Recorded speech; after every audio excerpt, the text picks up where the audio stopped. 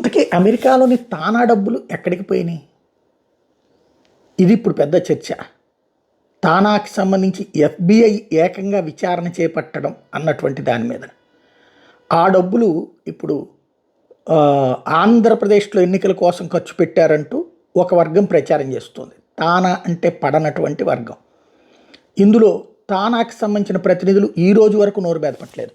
Especially ఇదివరకు పనిచేసినటువంటి వాళ్ళు తానాకి సంబంధించినటువంటి వాళ్ళల్లో సతీష్ వేమన, జై తాళ్ళూరి, అంజయ్ చౌదరి లావు, నిరంజన్ శృంగవరపు 2019 నుంచి ఇప్పటిదాకా అధ్యక్షులుగా చేసినటువంటి వాళ్ళు. ఇప్పుడు తానా నుండి కలెక్ట్ చేసినటువంటి డబ్బులు, అట్లాగే ఇంతకుముందు అనుకున్నట్టు ఈ సదరు వ్యాపార సంస్థల నుంచి వీళ్ళు ఒక ఉద్యోగి డబ్బులు కనుక విరాళం ఇస్తే దానికి కౌంటర్గా ఆ సదరు సంస్థలు ఇచ్చేటటువంటి డబ్బులు ఏవైతే ఉన్నాయో అవి ఏమైపోయినాయి, ఎన్ని లక్షల కోట్ల, ఎన్ని వేల కోట్ల రూపాయలు, అది ఎవరికి ఇచ్చారు, ఎక్కడికి ఇచ్చారు, ఇవన్నీ $1 మిలియన్ ప్రశ్నే. ఇది ఇప్పుడు ఎఫ్బిఐ అడిగితే సమాధానం చెప్పడానికి లేక వాళ్ళు దేశం విడిచి పారిపోయారని చెప్పాలా?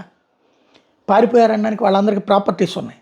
అయితే ఎఫ్బిఐ అక్కడ రూల్స్ ప్రకారం అయితే అరెస్టులు, జైళ్ళు ఇవన్నీ కూడా ఉంటాయి. కాకపోతే అసలు అదంతా ఫర్దర్ ఏం జరుగుతుందనేది చూడాలి.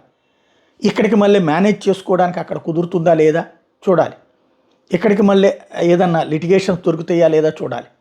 వీటన్నిటికంటే అత్యంత ముఖ్యమైనటువంటిది అసలు ఆ డబ్బులు ఎక్కడికి వెళ్ళినాయి, ఎవరు తిన్నారు, ఏం చేశారు, ఇది తేలాల్సి ఉంది.